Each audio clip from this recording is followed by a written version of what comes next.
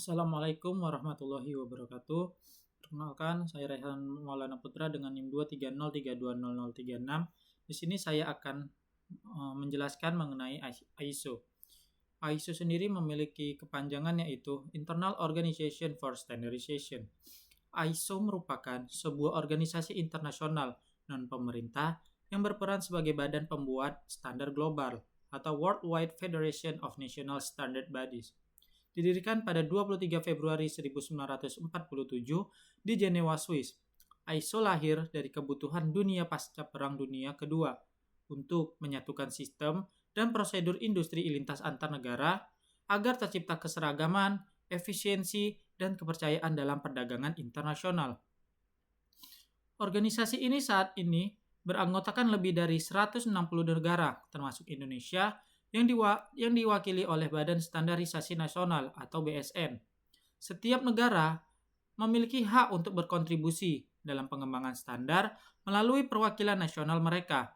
Dengan demikian, setiap standar yang diterbitkan ISO merupakan hasil dari konsensus global antara berbagai ahli, lembaga, dan sektor industri dari seluruh dunia. ISO bertujuan untuk meningkatkan keseragaman dan kompatibilitas antar produk dan layanan di seluruh dunia. Melalui penerapan standar internasional, ISO membantu memastikan bahwa produk dan jasa yang dihasilkan di suatu negara dapat diterima, digunakan, dan diakui secara global tanpa harus melakukan penyesuaian teknis yang berbeda di setiap pasar. Standar ISO mencakup berbagai bidang seperti manajemen mutu pada ISO 9001, lingkungan pada ISO 14001, kesehatan dan keselamatan kerja pada ISO 45001, keamanan informasi pada ISO 27001, energi pada ISO 5001. Fungsi utama ISO dapat diringkas menjadi 3. Yang pertama, meningkatkan efisiensi dan kualitas melalui penerapan proses yang terdokumentasi dan terukur. Yang kedua, menjembatani kepercayaan antar negara dalam aktivitas perdagangan internasional. Yang ketiga, mendorong inovasi dan keberlanjutan dengan memastikan setiap proses industri selaras dengan prinsip tanggung jawab sosial dan lingkungan. Bagi perusahaan, ISO bukan sekedar sertifikasi administratif, melainkan alat manajemen strategis yang menjadi dasar pengembangan sistem kerja yang efektif, efisien, dan transparan. Penerapan standar ISO membantu perusahaan dalam, yang pertama, membangun kredibilitas dan reputasi positif, karena ISO menjadi simbol kepercayaan internasional terhadap mutu, produk, dan layanan. Yang kedua, meningkatkan daya saing global, terutama dalam tender proyek internasional atau kegiatan ekspor. Yang ketiga, menjamin konsistensi mutu, karena seluruh proses operasional mengikuti standar yang telah diakui dunia. Yang keempat, menekan risiko operasional melalui identifikasi dan pengendalian risiko yang sistematis. Yang terakhir, mendorong budaya organisasi yang disiplin dan berorientasi pada perbaikan berkelanjutan. Dalam konteks globalisasi, di mana persaingan semakin ketat, perusahaan yang telah menerapkan ISO dianggap lebih siap menghadapi dinamika pasar dan lebih dipercaya oleh konsumen serta mitra bisnis internasional. Orientasi ISO terhadap konsumen dan keberlanjutan. Salah satu nilai utama dari standar ISO adalah fokus pada kepuasan pelanggan atau customer focus.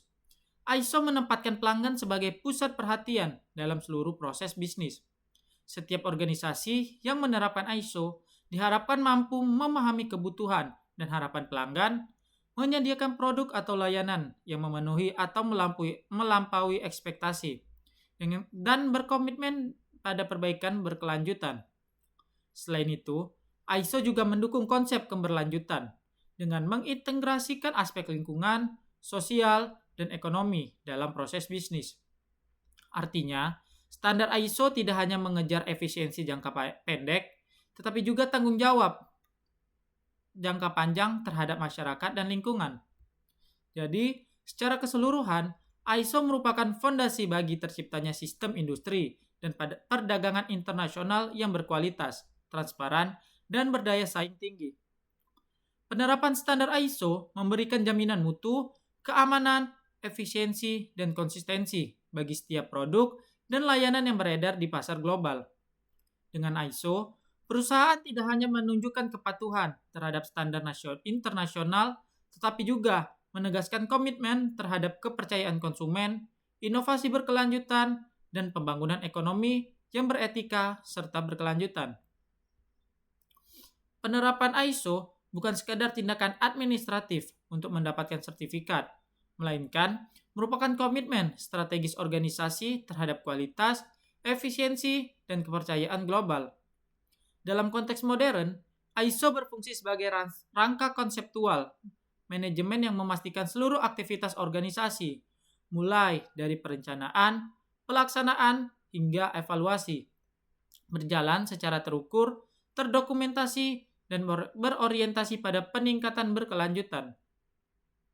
ISO menjadi universal dalam dunia industri dan perdagangan, yang menyatukan persepsi tentang mutu, keselamatan, dan keandalan di seluruh negara.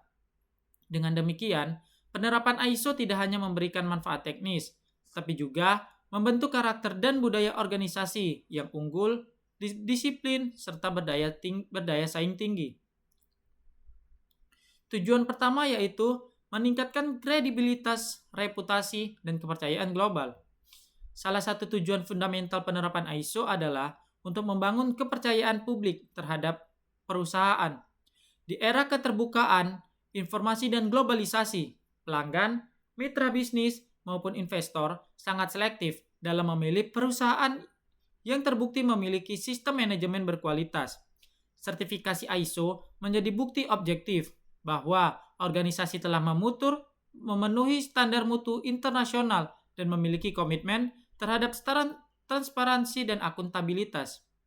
Bagi konsumen, label ISO menjadi jaminan keandalan produk dan layanan. Sedangkan bagi perusahaan, hal ini merupakan modal reputasi yang meningkatkan citra dan daya saing.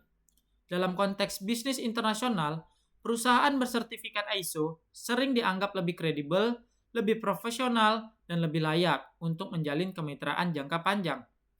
Tujuan kedua yaitu menjamin kualitas produk dan layanan secara konsisten. Melalui pendekatan sistematik dan siklus PDCA, Plan, Do, Check, dan Act, organisasi diwajibkan untuk menetapkan standar mutu yang jelas dan terukur, melaksanakan proses produksi atau pelayanan sesuai pedoman, melakukan pemeriksaan dan pengawasan rutin, serta memperbaiki setiap ketidaksesuaian secara berkelanjutan. Konsistensi ini menciptakan nilai keandalan atau reliability yang menjadi fondasi kepercayaan pelanggan. Dengan sistem yang terdokumentasi, perusahaan dapat menghindari variasi kualitas yang disebabkan oleh faktor manusia, alat, atau prosedur yang tidak standar. Oleh karena itu, ISO bukan hanya menjamin produk baik, tetapi juga menjamin bahwa produk atau layanan tersebut selalu baik dalam jangka panjang. Tujuan ketiga yaitu efisiensi biaya dan optimalisasi sumber daya. Melalui prosedur yang sistematis, setiap aktivitas organisasi dikendalikan untuk meminimalkan pemborosan dan kesalahan berulang atau redundancy. Organisasi yang menerapkan ISO secara disiplin biasanya mengalami penurunan biaya kegagalan internal seperti produk cacat, rework, atau downtime mesin. Yang kedua, peningkatan produktivitas karena alur kerja menjadi lebih jelas dan terukur. Yang terakhir, pengelolaan resiko yang lebih efektif melalui identifikasi dini, potensi penyimpangan, dan langkah pencegahan. Dengan demikian, ISO membantu perusahaan mencapai efisiensi ekonomi tanpa mengorbankan mutu, bahkan menjadikan kualitas sebagai sarana untuk mencapai efisiensi yang berkelanjutan. Tujuan keempat yaitu meningkatkan kinerja dan profesionalisme dan keterlibatan karyawan. Dalam perspektif manajerial, penerapan ISO tidak hanya menyangkut sistem, tetapi juga perilaku dan budaya kerja manusia di dalamnya. Standar ISO menuntut setiap individu dalam perusahaan untuk memahami tanggung jawabnya, bekerja berdasarkan prosedur yang terdokumentasi, dan berpartisipasi aktif dalam pencapaian tujuan mutu. Penerapan ISO memunculkan sense of ownership yaitu rasa memiliki terhadap kualitas hasil kerja. Karyawan tidak lagi sekedar melaksanakan perintah, tetapi juga menjadi bagian dari sistem perbaikan berkelanjutan. Pelatihan rutin, audit internal, dan tinjauan kinerja membentuk lingkungan kerja yang eduktif dan partisipatif di mana setiap karyawan terdorong untuk berpikir kritis dan inovatif. Dengan demikian, ISO berperan dalam membangun budaya organisasi yang disiplin, kolaboratif, dan berorientasi pada hasil. Tujuan kelima yaitu memperkuat branding dan daya saing di pasar global. Dalam era persaingan bebas, reputasi dan persepsi pasar menjadi faktor yang menentukan keberhasilan perusahaan. Sertifikasi ISO memiliki nilai simbolik yang kuat sebagai merek kepercayaan atau mark of trust.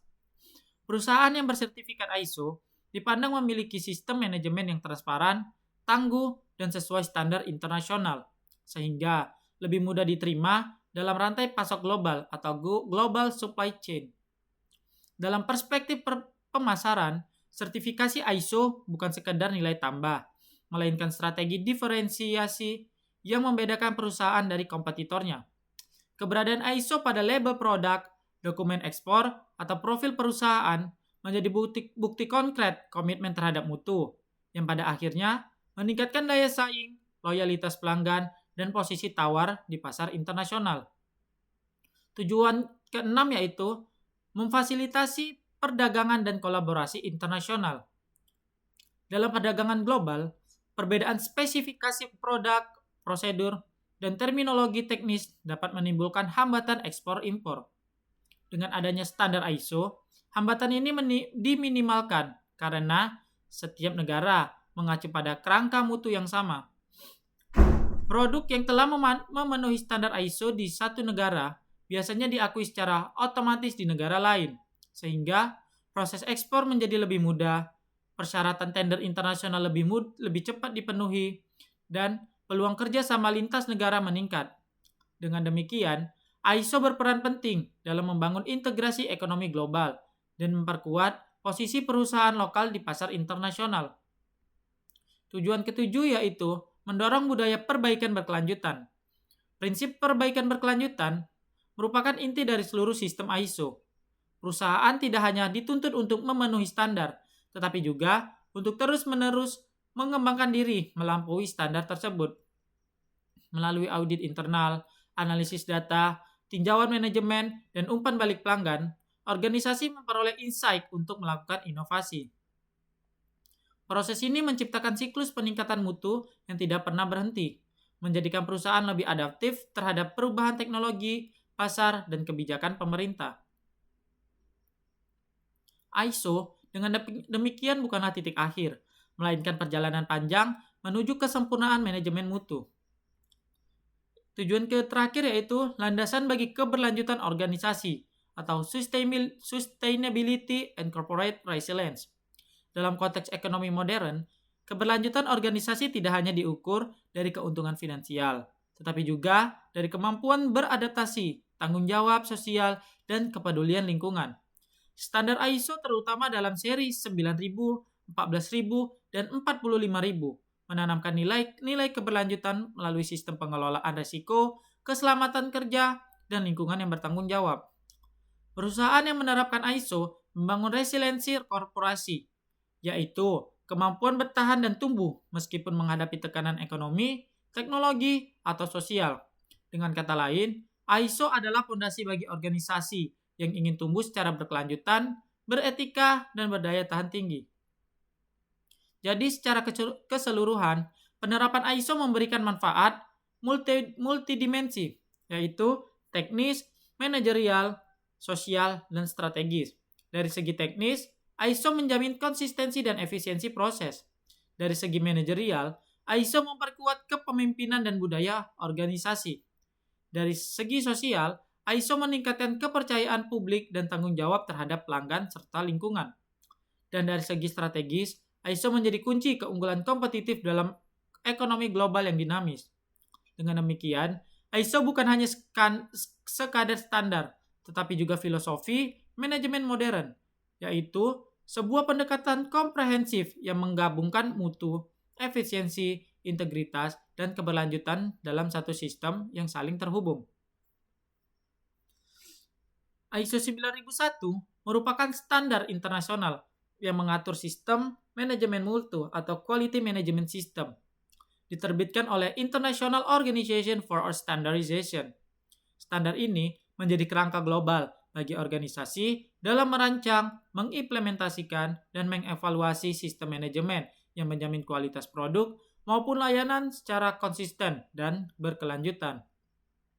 ISO 9001 tidak hanya mengatur aspek teknis produksi, tetapi juga mengarahkan organisasi untuk membangun budaya mutu, yaitu cara berpikir dan bekerja yang menempatkan kepuasan pelanggan, efektivitas proses, dan perbaikan berkelanjutan sebagai inti dari seluruh aktivitas.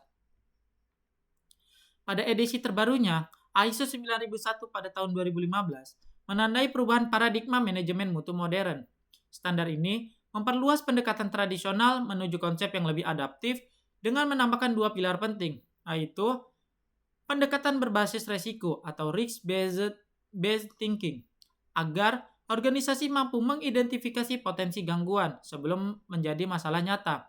Pilar kedua, pemahaman terhadap konteks organisasi atau konteks of the organization, agar sistem mutu disesuaikan dengan kondisi internal, eksternal, serta dinamika bisnis.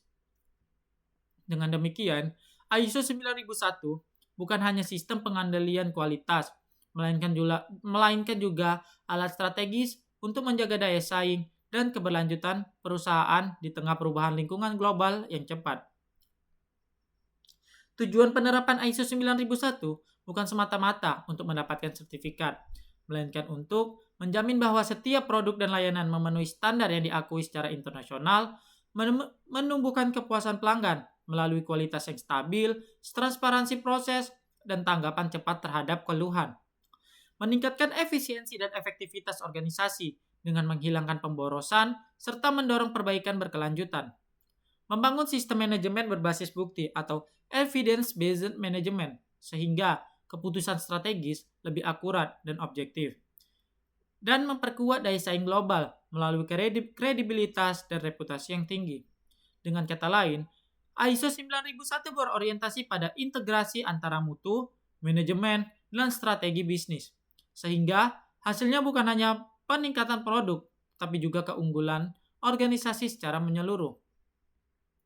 ISO 9001 tahun 2015 memiliki struktur tingkat tinggi atau high level struktur yang menyederhanakan integrasi dengan standar lain seperti ISO 14001, ISO 45001, dan ISO 27001. Struktur ini memastikan keseragaman dalam penerapan dan audit antar standar, serta memudahkan perusahaan untuk menggabungkan berbagai sistem manajemen menjadi satu sistem yang terpadu. Versi ISO 9001 tahun 2015 membawa perubahan besar dalam pendekatan sistem manajemen mutu dibandingkan edisi sebelumnya, yaitu ISO 9001 tahun 2008. Standar ini dirancang agar lebih adaptif, fleksibel, dan integratif terhadap perubahan lingkungan bisnis modern yang ditandai oleh globalisasi, digitalisasi, dan kebutuhan efisiensi lintas sektor.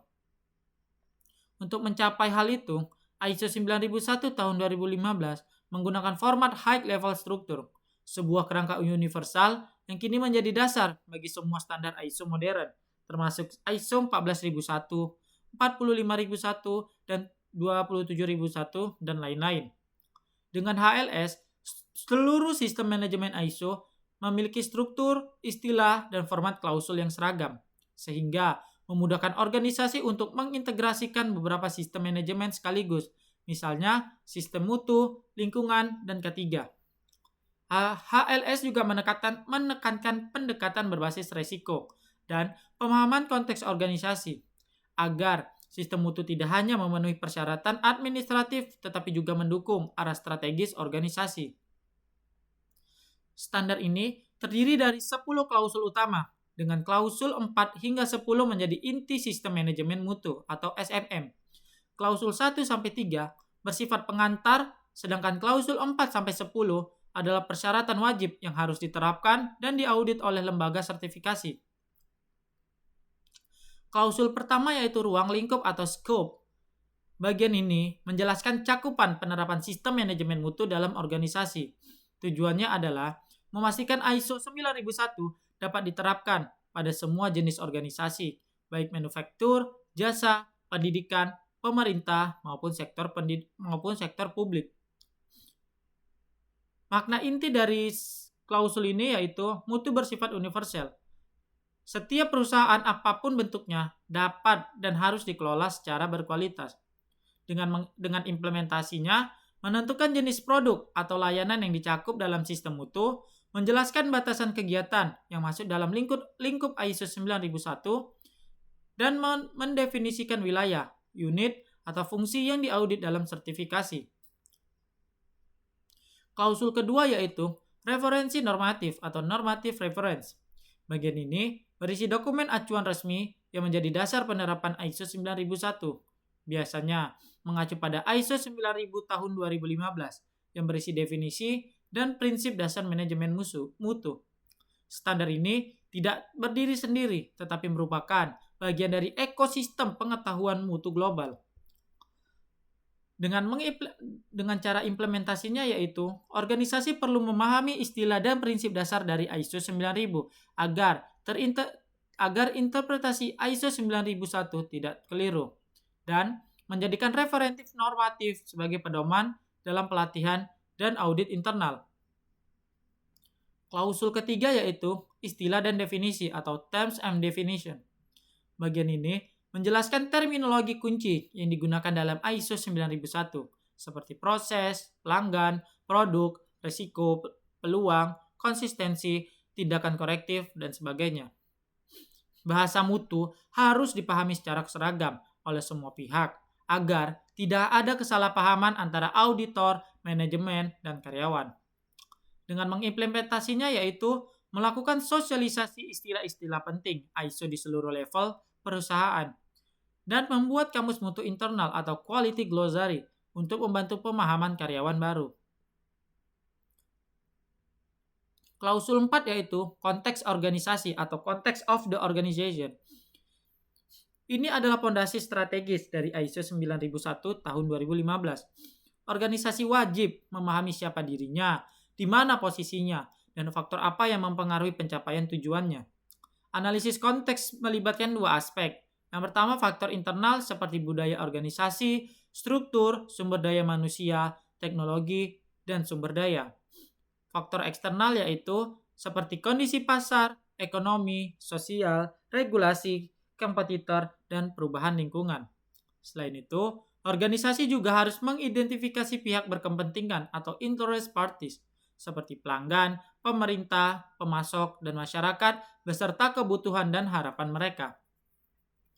Mutu harus relevan dengan realitas. Sistem manajemen mutu yang efektif harus disesuaikan dengan kondisi nyata perusahaan. Implementasinya yaitu melakukan analisis SWOT dan PESTEL seperti politik, ekonomi, sosial, teknologi, lingkungan, dan hukum. Yang kedua, menentukan ruang lingkup sistem mutu yang sesuai dengan karakter perusahaan. Yang ketiga, menyusun dokumen, konteks, dan pihak berkepentingan sebagai strategi mutu. Klausul kelima yaitu kepemimpinan. Klausul ini menegaskan bahwa komitmen manajemen puncak adalah elemen kunci keberhasilan sistem mutu. Pemimpin tidak hanya bertanggung jawab secara administratif, tetapi juga harus memimpin dengan teladan, komunikasi, dan keterlibatan langsung. Fungsi utama kepemimpinan meliputi menetapkan quality policy atau kebijakan mutu, mengomunikasikan visi dan sasaran mutu ke seluruh perusahaan, memastikan sumber daya tersedia untuk implementasi ISO, dan menumbuhkan budaya mutu di setiap tingkatan perusahaan. Kepemimpinan dalam ISO bersifat transformatif, mengubah visi menjadi aksi dan aksi menjadi budaya. Implementasinya yaitu manajemen puncak terlibat aktif dalam audit dan tinjauan manajemen. Kebijakan mutu ditinjau secara periodik agar tetap relevan, dan pemimpin bertindak sebagai champion of quality. Klausul ke-6 yaitu perencanaan atau planning. Perencanaan adalah jembatan antara visi dan implementasi. Organisasi harus mampu mengenali risiko dan peluang, lalu menetapkan tujuan mutu yang terukur atau measurable quality objective, serta menyusun strategi untuk mencapainya. Klausul ini memperkenalkan pendekatan risk-based thinking, yaitu berpikir secara proaktif untuk mencegah potensi masalah sebelum terjadi. Mutu yang tidak baik bergantung pada keberuntungan, tidak bergantung pada keberuntungan, melainkan hasil dari perencanaan yang matang dan berbasis resiko. Implementasinya yaitu menetapkan indikator keberhasilan atau KPI untuk setiap tujuan mutu, menggunakan risk register untuk mengidentifikasi, menilai, dan mengendalikan resiko, dan menyusun rencana tindakan mitigasi dan peningkatan kinerja. Klausul ketujuh yaitu dukungan atau support. Klausul ini memastikan organisasi memiliki sumber daya, kompetensi, dan sistem komunikasi yang memadai untuk mendukung sistem mutu.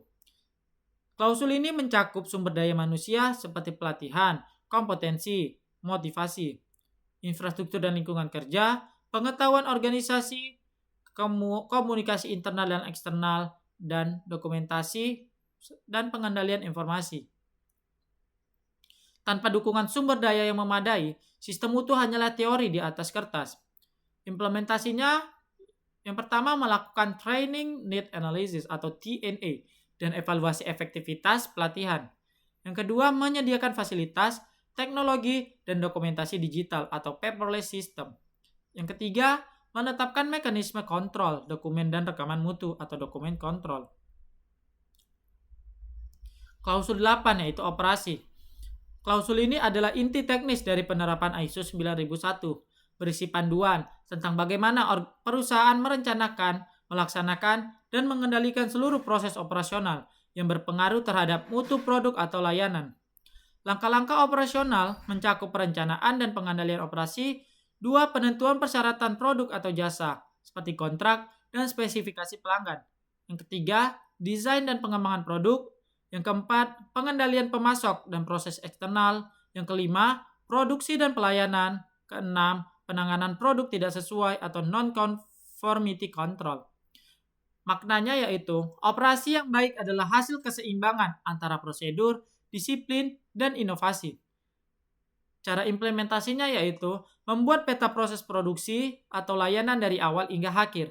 2. Menerapkan prosedur pemeriksaan mutu atau quality control dan quality assurance. 3. Mengelola keluhan pelanggan sebagai input untuk perbaikan proses. Klausul 9. Evaluasi kinerja atau performance evaluation.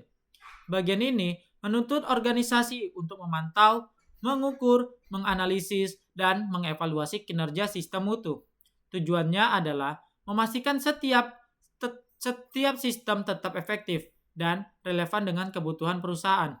Elemen pentingnya mencakup pemantauan kepuasan pelanggan, audit internal, analisis data kinerja dan tren mutu, serta tinjauan manajemen. Maknanya yaitu, apa yang tidak diukur tidak dapat dikelola. Evaluasi kinerja adalah proses refleksi organisasi terhadap keberhasilan dan kelemahannya. Cara implementasinya, pertama melakukan audit internal minimal setahun sekali. 2. Menggunakan laporan audit sebagai dasar perbaikan.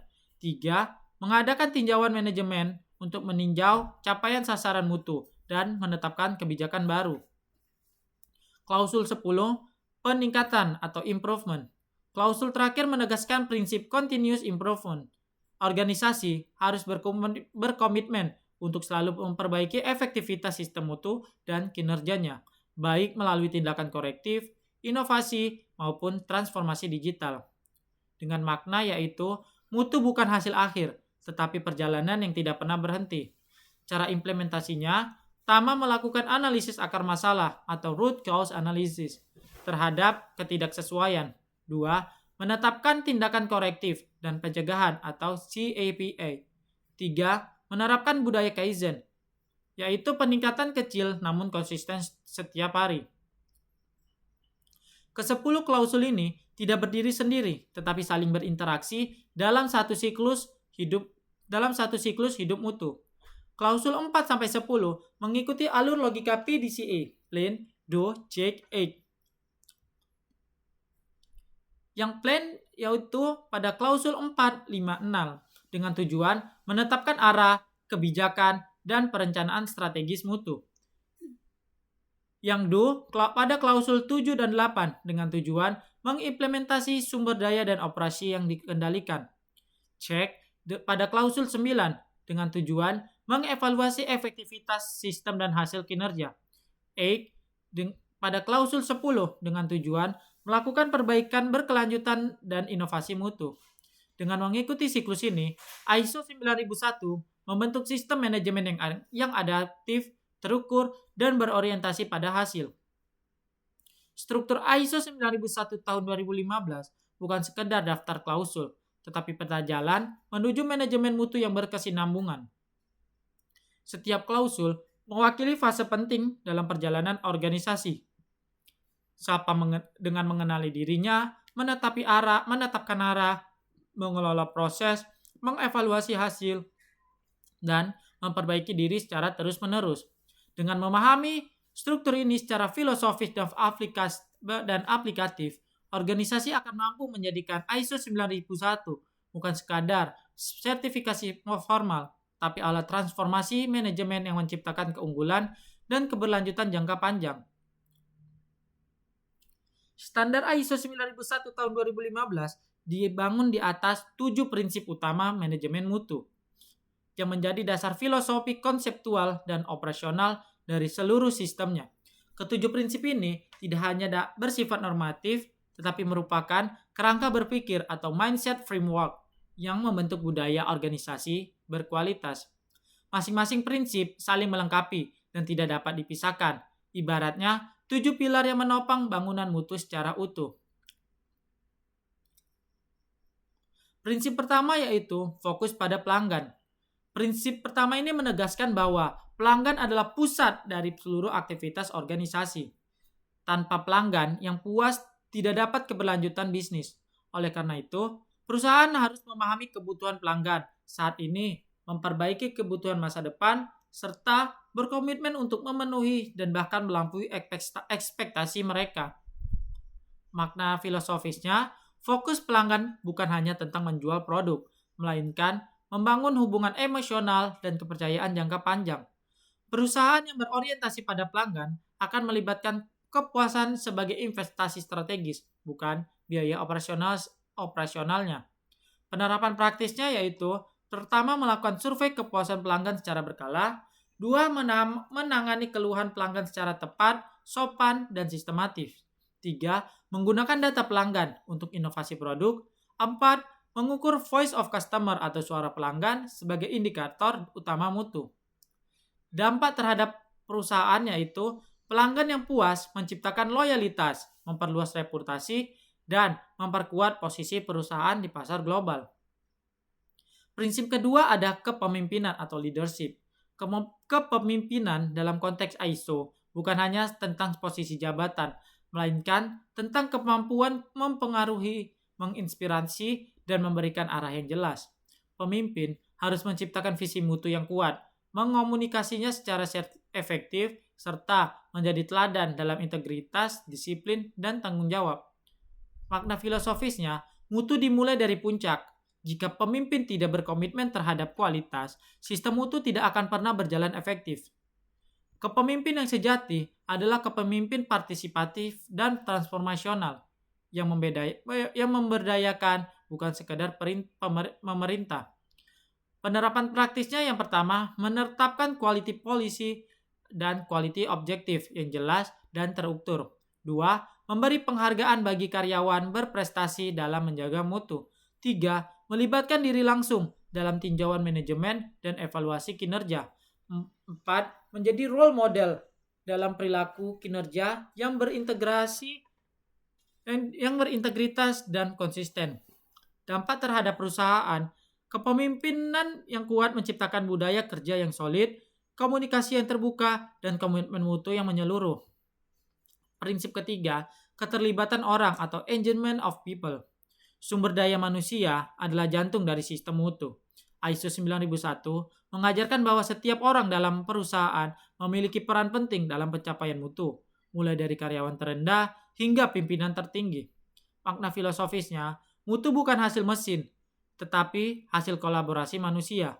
Setiap individu harus merasa memiliki tanggung jawab moral terhadap kualitas pekerjaannya. Perusahaan yang berhasil bukan yang memiliki sistem terbaik, tetapi yang mampu menggerakkan manusianya untuk bekerja dengan kesadaran dan semangat yang sama. Penerapan praktisnya yang pertama, menyelenggarakan pelatihan berkelanjutan tentang mutu dan keselamatan kerja. Dua, memberikan ruang bagi karyawan untuk berinovasi dan memberi masukan. Tiga, membangun sistem penghargaan atau reward system yang adil dan transparan. Empat, mendorong komunikasi dua arah antara manajemen dan staf. Dampak terhadap organisasinya, karyawan yang terlibat aktif menghasilkan kreativitas, produktivitas, dan loyalitas yang tinggi. Sehingga mutu terjaga bukan karena pengawasan, tetapi karena kesadaran kolektif. Prinsip 4, pendekatan proses. Prinsip ini menekankan bahwa hasil berkualitas hanya dapat dicapai jika seluruh aktivitas perusahaan dikelola sebagai sistem proses yang saling berhubungan. Setiap proses memiliki input, output, indikator, dan pemilik tanggung jawab. Makna filosofisnya, pendekatan proses mengajarkan bahwa mutu bukan hasil dari suatu bagian, tetapi hasil dari sinergi seluruh bagian. Organisasi ibarat organisme hidup. Jika suatu proses gagal, maka sistem secara keseluruhan terganggu. Penerapan praktisnya, pertama mengidentifikasi seluruh proses utama pendukung dalam organisasi. Dua, menetapkan indikator kinerja untuk setiap proses. Tiga, mengelola interaksi antar proses secara terintegrasi, bukan terpisah-pisah. Empat, melakukan pemetaan alur kerja atau flowchart dan dokumentasi SOP, Standard Operating Procedure. Dampak terhadap perusahaannya, perusahaan menjadi lebih efisien, mudah dikendalikan, dan lebih cepat mendeteksi penyebab masalah. Prinsip kelima, perbaikan berkelanjutan. Prinsip ini merupakan roh dari seluruh sistem ISO. ISO 9001 menekankan bahwa kualitas bukan kondisi yang dicapai sekali untuk selamanya, melainkan proses tanpa akhir. Makna filosofisnya, perusahaan yang berhenti memperbaiki diri sesungguhnya sedang berjalan menuju kemunduran. Perbaikan berkelanjutan mencerminkan semangat evaluasi perusahaan, di mana setiap kesalahan bukan kegagalan, melainkan peluang pembelajaran. Penerapan praktisnya, pertama, melaksanakan audit internal secara periodik dan sistematis. Dua, menganalisis penyebab ketidaksesuaian dan menetapkan tindakan korektif. Tiga, menetapkan sasaran mutu yang baru setiap periode. Empat, menggunakan alat manajemen mutu seperti PDCA Cycle, Kaizen, dan Root Cause Analysis. Dampak terhadap perusahaan menjadi adaptif, inovatif, dan tangguh menghadapi perubahan. Budaya belajar terbentuk secara alami karena setiap individu sadar bahwa mutu adalah perjalanan tanpa garis akhir. Prinsip keenam, pengambilan keputusan berdasarkan bukti atau evidence-based decision making. Prinsip ini menegaskan bahwa keputusan yang tepat hanya bisa diambil jika didasarkan pada data yang valid dan analisis yang objektif. ISO menghindari keputusan intuitif yang tidak berbasis fakta. Makna filosofisnya, objektivitas adalah fondasi dari integritas mutu. Perusahaan yang dikelola berdasarkan data mampu menilai diri secara jujur dan menghindari bias. Penerapan praktisnya, pertama menggunakan Key Performance Indicator atau KPI dan data analisis dalam evaluasi kinerja. Dua, menerapkan risk assessment untuk mengukur dampak dari setiap keputusan. Tiga, mengumpulkan data pelanggan, produksi, dan audit untuk analisis tren mutu. Empat, menggunakan pendekatan statistik atau SPS, Statistical Process Control, untuk pengendalian proses. Dampak terhadap perusahaan, keputusan yang berbasis bukti memperkuat kepercayaan internal dan eksternal, mengurangi kesalahan strategis, serta meningkatkan akurasi perencanaan jangka panjang. Prinsip terakhir, manajemen hubungan atau relationship management. Prinsip terakhir ini menegaskan bahwa keberhasilan jangka panjang organisasi sangat bergantung pada kualitas hubungan dengan para pemangku kepentingan atau stakeholders. Mutu tidak hanya diciptakan secara internal, tetapi juga dalam rantai pasok dan jejaring kolaborasi. Makna filosofisnya, dalam ekosistem bisnis modern, tidak ada perusahaan yang dapat berdiri sendiri. Nilai dan reputasi organisasi bergantung pada sejauh mana ia mampu membangun kepercayaan, transparansi, dan kolaborasi saling menguntungkan. Penerapan praktisnya, pertama mengembangkan hubungan jangka panjang dengan pemasok dan distributor. Dua, melibatkan masyarakat lokal dalam program tanggung jawab sosial. Tiga, menjaga komunikasi terbuka dengan pelanggan, mitra bisnis, dan regulator. Empat, membangun kemitraan berbasis prinsip win-win solution. Dampak terhadap perusahaan. Perusahaan memperoleh stabilitas jangka panjang, ketahanan rantai pasok, dan citra positif sebagai entitas yang beretika serta berorientasi pada nilai kemanusiaan. Jadi, ketujuh prinsip ISO 9001 tahun 2015 tidak berdiri sendiri, tetapi saling memperkuat secara sinergis. Fokus pelanggan memberikan arah, kepemimpinan memberi energi dan visi, keterlibatan orang menciptakan kekuatan pelaksana, pendekatan proses menyatukan sistem, perbaikan berkelanjutan menjaga dinamika, keputusan berbasis bukti memastikan rasionalitas, dan manajemen hubungan memperluas keberlanjutan.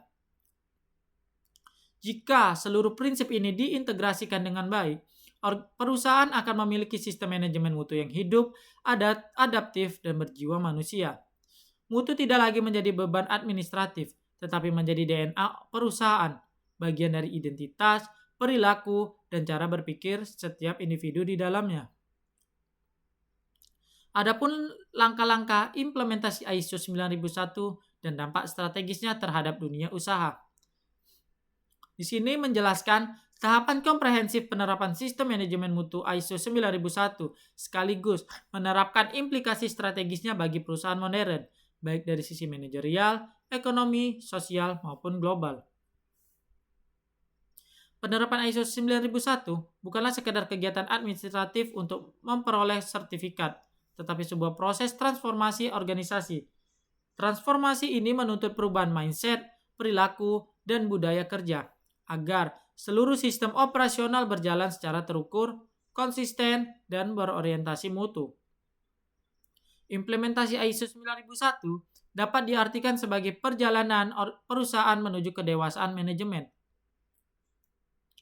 Perusahaan belajar untuk mengenali dirinya, mengendalikan risikonya, memperkuat tata kelola, serta berkomitmen pada perbaikan berkelanjutan. Tahapan implementasi ISO 9001 di perusahaan.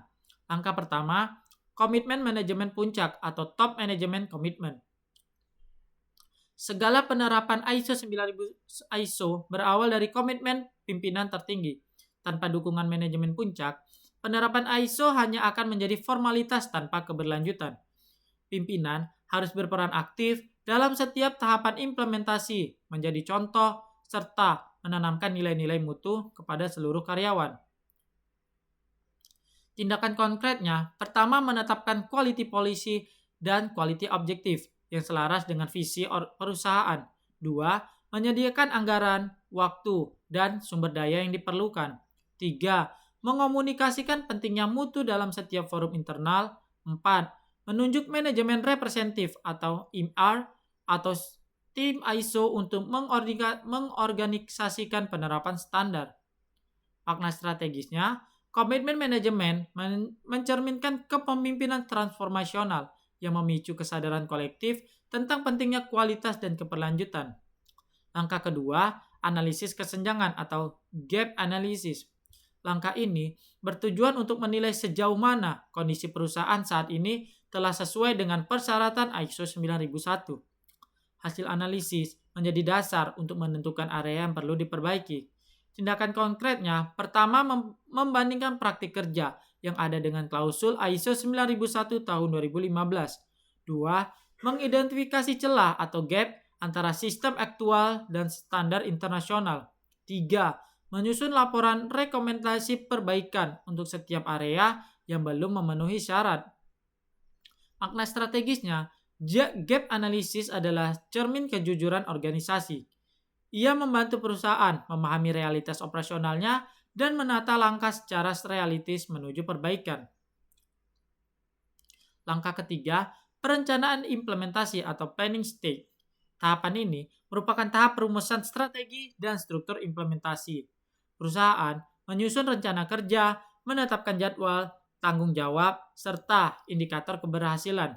Tindakan konkretnya pertama, menetapkan tim proyek ISO atau cross-functional team. Dua, menyusun jadwal implementasi atau timeline yang realistis.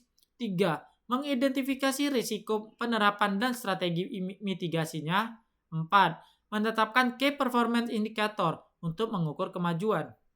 Makna strategisnya, perencanaan yang matang memastikan penerapan ISO berjalan efisien, terarah, dan sesuai prioritas strategi organisasi.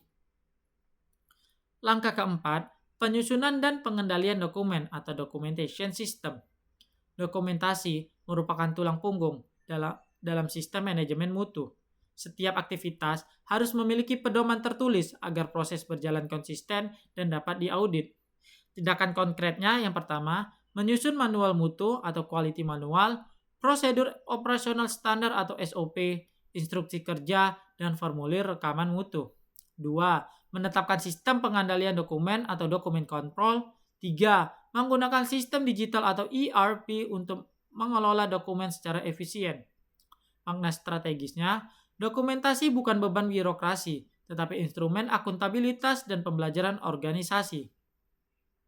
Langkah kelima, sosialisasi dan pelatihan atau training and awareness. Agar ISO tidak berhenti di level dokumen, seluruh karyawan perlu memahami dan menjalankan perannya dalam sistem mutu. Pelatihan meningkatkan kesadaran, keterampilan, dan motivasi kerja. Tindakan konkretnya, pertama, pelatihan tentang prinsip-prinsip ISO 9001, PDCA, dan risk-based thinking. 2. Melatih auditor internal atau internal quality auditor.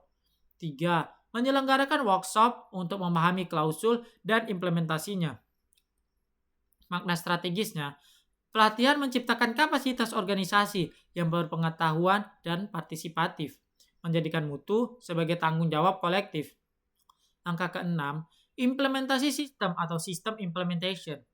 Tahap ini adalah fase operasional di mana seluruh prosedur dan dokumen mulai dijalankan. Organisasi mulai menerapkan sistem mutu dalam kegiatan nyata, seperti produksi, pelayanan, logistik, hingga administrasi. Tindakan konkretnya, pertama menjalankan seluruh SOP yang telah disahkan, 2. Mengintegrasikan sistem mutu ke dalam aktivitas harian, 3. Mengumpulkan bukti pelaksanaan atau rekaman mutu, 4. Mendorong komunikasi lintas departemen agar koordinasi mutu berjalan lancar. Makna strategisnya, implementasi adalah fase hidupnya sistem, di mana saat teori diuji dalam realitas operasionalnya. Langkah ketujuh, audit internal atau internal quality audit. Audit internal dilakukan untuk memeriksa efektivitas penerapan sistem dan menemukan peluang perbaikan. Audit juga berfungsi melatih karyawan berpikir kritis dan objektif terhadap proses kerja. Tindakan konkretnya, pertama melaksanakan audit berdasarkan program tahunan yang terjadwal. 2. Meninjau kesesuaian antara pelaksanaan dan dokumen sistem. 3. Melaporkan temuan audit, baik ketidaksesuaian maupun peluang perbaikan. Makna strategisnya, audit internal adalah proses refleksi organisasi terhadap dirinya sendiri, bukan sekadar penilaian, tetapi juga pembelajaran bersama. Langkah ke-8, tinjauan manajemen atau manajemen review. Manajemen puncak harus meninjau hasil audit, capaian sasaran mutu, dan efektivitas sistem secara berkala. Tujuannya adalah untuk memastikan sistem tetap relevan dengan arah strategis perusahaan. Tindakan konkretnya pertama, mengadakan rapat tinjauan minimal 1 kali per tahun. 2. Membahas hasil audit, kepuasan pelanggan, kinerja KPI, dan sumber daya. 3. Mengambil keputusan strategis untuk peningkatan sistem mutu. Makna strategisnya, Tinjauan manajemen mencerminkan akuntabilitas pimpinan dalam menjaga kesinambungan mutu sebagai bagian dari strategi bisnis. Langkah ke-9, melakukan audit eksternal atau external audit or certification audit. Audit eksternal dilakukan oleh lembaga sertifikasi independen seperti SGS, TUV, LRKA, atau Susofindo. Tujuannya adalah untuk menilai apakah sistem manajemen mutu perusahaan memenuhi seluruh persyaratan ISO 9001 tahun 2015. Tahapan audit eksternalnya pertama, audit stage 1 atau dokumen review, pemeriksaan dokumen sistem. 2. Audit stage 2 atau implementation audit dengan pemeriksaan penerapan di lapangan. 3. Surveillance audit, yaitu audit berkala setiap tahun setelah sertifikasi diperoleh. Makna strategisnya, audit eksternal memberi validasi internasional atas kredibilitas dan profesionalisme organisasi. Langkah terakhir, peningkatan dan pemeliharaan sistem atau continuous improvement. Setelah memperoleh sertifikat, perusahaan harus terus melakukan pemeliharaan dan pengembangan sistem mutu. Sertifikat ISO bukan akhir, melainkan awal dari proses perbaikan berkelanjutan. Tindakan konkretnya pertama, melakukan Kaizen dan Lean Management untuk meningkatkan efisiensi. 2. Manajemen kebijakan mutu sesuai perubahan pasar atau regulasi. 3. Mengembangkan inovasi digital untuk dokumentasi dan pelaporan mutu. Makna strategisnya, sistem mutu yang terus diperbarui menjadi alat keunggulan kompetitif jangka panjang, bukan sekadar kepatuhan.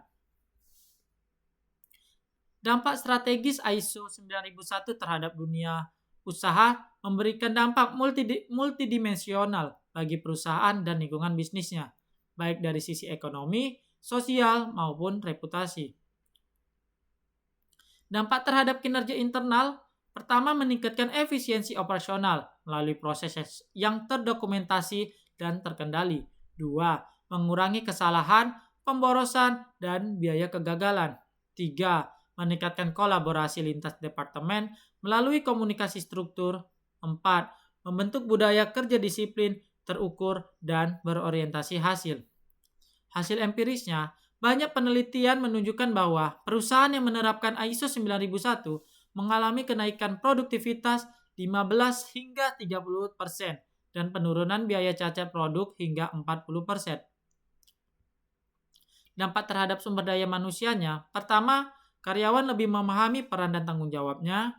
2. Motivasi dan keterlibatan meningkat karena sistem memberi penghargaan atas kinerja objektif. 3. Meningkatkan kompetensi teknis dan kesadaran mutu melalui pelatihan berkelanjutan. 4. Menumbuhkan rasa memiliki atau sense of belonging terhadap organisasi. Implikasinya, organisasi menjadi tempat kerja yang belajar atau learning organization. Setiap individu menjadi agen mutu. Dampak terhadap pelanggan dan pasar. Pertama, meningkatnya kepercayaan pelanggan karena produk terbukti memenuhi standar internasional. 2. Memperluas peluang ekspor dan kemitraan global. 3. Memperkuat posisi tawar dalam tender nasional maupun internasional. 4. Mengurangi keluhan pelanggan dan meningkatkan kepuasan jangka panjang. Jadi, ISO 9001 menjadi pasar mutu yang membuka akses ke pasar global. Dampak terhadap reputasi dan daya saing. Pertama, sertifikasi ISO menjadi bukti objektif dan atas profesionalisme dan integritas organisasi. 2. Citra perusahaan meningkat di mata publik, regulator, dan investor. 3. Memberikan keunggulan kompetitif yang sulit ditiru pesaing. 4. Memperkuat kepercayaan dalam hubungan bisnis jangka panjang. Analoginya, di era globalisasi, memiliki sertifikat ISO 9001, ibaratnya memiliki visa reputasi untuk memasuk ke ekosistem bisnis dunia. Dampak keberlanjutan atau sustainability. Yang pertama, ISO 9001 membantu organisasi mengelola sumber daya secara efisien dan ramah lingkungan. 2. Menjadi dasar integrasi dengan standar keberlanjutan seperti ISO 14001 dan ISO 45001. 3. mendorong pengambilan keputusan berbasis data dan dampak jangka panjang. Makna strategisnya, ISO 9001 tidak hanya menjaga mutu produk, tetapi menjamin keberlanjutan perusahaan dalam ekosistem global yang beretika dan bertanggung jawab. Jadi, penerapan ISO 9001 merupakan investasi strategis, bukan sekadar tuntutan administratif. ISO 9001 mengubah perusahaan dari sistem yang reaktif menjadi sistem yang proaktif, terencana, dan berbasis pembelajaran. Dengan mengikuti langkah-langkah penerapan yang struktur, mulai dari komitmen manajemen, analisis kesenjangan, hingga perbaikan keberlanjutan, perusahaan akan meraih manfaat ganda seperti efisiensi dan konsistensi internal, kepercayaan dan loyalitas eksternal, serta ketahanan dan keberlanjutan jangka panjang. Pada akhirnya, ISO 9001 bukan hanya standar manajemen mutu, tetapi kerangka filosofi organisasi unggul, tempat di mana mutu menjadi budaya, inovasi menjadi kebiasaan, dan pelanggan menjadi pusat dari seluruh pencapaian. Selanjutnya ada manfaat ISO 9001 bagi perusahaan dan pelanggan. Pada bagian ini menyoroti manfaat komprehensif penerapan ISO 9001 tahun 2015 dengan pendekatan multidimensional mencakup manfaat internal bagi perusahaan, eksternal bagi pelanggan dan pasar, serta manfaat strategis jangka panjang bagi reputasi, inovasi, dan keberlanjutan organisasi. Manfaat pertama yaitu peningkatan efisiensi dan produktivitas. Dengan menghapus aktivitas yang tidak bernilai tambah, perusahaan dapat menekan pemborosan dan meningkatkan produktivitas. Dampak langsungnya, pertama, pengurangan kesalahan kerja dan rework. 2. Peningkatan kecepatan siklus produksi atau layanan. 3. Optimalisasi penggunaan sumber daya manusia dan peralatan. 4. Kinerja biaya yang lebih efisien dan terukur. Contoh empirisnya, studi oleh Internal Organization for Standardization pada tahun 2020 menunjukkan bahwa perusahaan bersertifikat ISO rata-rata menghemat biaya operasional 10 hingga 20% dalam 3 tahun pertama setelah implementasi. Manfaat kedua, standarisasi dan konsistensi proses. Hal ini menciptakan konsistensi dalam setiap tahapan produksi atau pelayanan, meskipun dilakukan oleh individu yang berbeda. Dampak langsungnya, pertama, kualitas produk lebih stabil. 2. Resiko kesalahan manusia berkurang signifikan. 3. Proses dapat direplikasi dengan hasil yang sama di berbagai unit atau cabang. Manfaat ketiga yaitu pengambilan keputusan berbasis data atau evidence-based decision making. Perusahaan dituntut untuk mengukur kinerja, menganalisis data, dan menjadikan hasilnya dasar dalam menentukan kebijakan mutu. Dampak langsungnya pertama, keputusan menjadi lebih objektif dan rasional. 2. Penggunaan indikator kinerja meningkatkan transparansi manajerial. 3. Data kinerja digunakan untuk perbaikan strategis jangka panjang. Contohnya, banyak perusahaan yang menerapkan ISO berhasil mengurangi keputusan spekulatif dan menggantinya dengan data driven management, sehingga meningkatkan akurasi rencana produksi, anggaran, dan kualitas pelayanan. Manfaat selanjutnya, meningkatkan kepemimpinan dan budaya organisasi. Penerapan ISO mendorong munculnya kepemimpinan partisipatif dan kolaboratif. Pemimpin tidak hanya menjadi pengawas, tetapi juga menjadi role model mutu atau champion of quality, yang menanamkan nilai kedisiplinan, komunikasi, dan tanggung jawab bersama. Dampak langsungnya, pertama, meningkatkan koordinasi antar departemen. 2. Menumbuhkan budaya kerja yang terbuka terhadap kritik dan inovasi. 3. Mendorong partisipasi seluruh karyawan dan pengendalian mutu. Manfaat kelima, peningkatan reputasi dan kepercayaan pasar. Citra ini menjadi modal reputasi yang sangat berharga. Dampak langsungnya, pertama, meningkatkan kepercayaan konsumen terhadap merek. 2. Mempermudah perusahaan memenangkan tender atau kerjasama strategis. 3. Memperkuat posisi tawar di pasar nasional dan global. Manfaat keenam, dasar integrasi dan dengan sistem manajemen lain. Dengan demikian, Perusahaan dapat membangun Integrated Management System atau AMS yang efisien dan berorientasi pada keberlanjutan. Jadi, ISO 9001 bukan hanya standar teknis, tetapi filsafat manajemen yang memadukan mutu, etika, dan keberlanjutan. ISO 9001 menuntun perusahaan menjadi entitas yang terpercaya, adaptif, dan bernilai tinggi di tengah persaingan global. Sekian dari saya mengenai penjelasan ISO 9001. Lebih dan kurang saya mohon maaf. Saya akhiri. Wabillahi taufiq walhidayah. Wassalamualaikum warahmatullahi wabarakatuh.